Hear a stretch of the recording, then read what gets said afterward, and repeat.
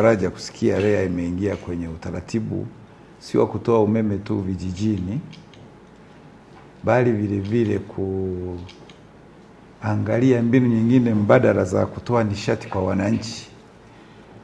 Nishati ambayo itawawezesha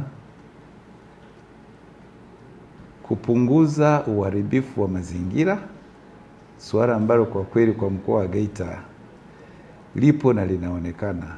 Na mimi nilikuwa nawaambia kwamba nakumbuka miaka 2002, 2001 kienda kama unaenda Katoro vile, misitu tuliyokuwa nayo ilikuwa imefunika barabara. Mchana jua linawaka lakini unapita kwenye barabara ni giza, lakini sasa hivi hali halisi mnaiona kama ilivyo. Kwa hiyo ni jambo jema ambalo mmelifikiria na mkaamua kwamba sasa ngoja tulipeleke kwa wananchi ili waweze kupata uahueni wa maisha kwa namna moja au nyingine. Ni kweli gharama ya umeme wakati mwingine inakuwa kubwa. Nakuta mtu anaweka shilingi 1000, 2000.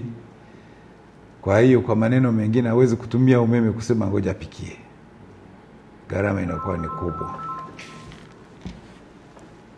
Na suala la kusambaza mitungi, mimi mwenyewe binafsi nimelishuhudia hata nadhani mwaka juzi kama sio mwaka jana. Mwaka juzi na mwaka jana zoezi liliendelea la ugawaji wa mitungi kwa wananchi, hii ya kilo 7 ambayo nadhani wanaendelea kuitumia mpaka sasa hivi, na hiyo itakuwa imesaidia sana kupunguza kasi ya uharibifu wa mazingira kwa namna moja au nyingine. Lakini niwapongeze kwa kupambana ili kuleta majiko ambayo mnafikiri wananchi wakiyatumia yatawasaidia kupunguza matumizi ya nishati za kuni. Ni kweli kwamba ukisema 43,000 kwa wananchi wa kawaida ni ngumu sana kuafford. Lakini ukimshushia kwa shilingi 6,000 mpaka 5,000, hayo ni majiko ambayo hata majiko ya kawaida ambayo yanatengenezwa sasa hivi, haya ambayo yamekuwa molded kwa udongo na bati, wanaweza kununua 3,000, 4,000, 5,000.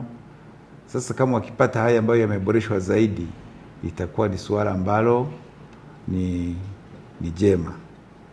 Naitwa Mhandisi Deusdedit Malulu, ni mhandisi mwandamizi kutoka Wakala wa Nishati Vijijini ama REA. Ujio wetu hapa Geita leo kikubwa ni kuja kumtambulisha mtoa huduma ambaye atauza majiko yanaitwa majiko banifu, ambayo yanatumia mkaa mbadala na kuni mbadala au mkaa ule ule lakini kwa kiasi kidogo na kuni zile zile kwa kiasi kidogo. Lengo ni kuhakikisha kwamba tunafikia 80% ifikapo mwaka 2030.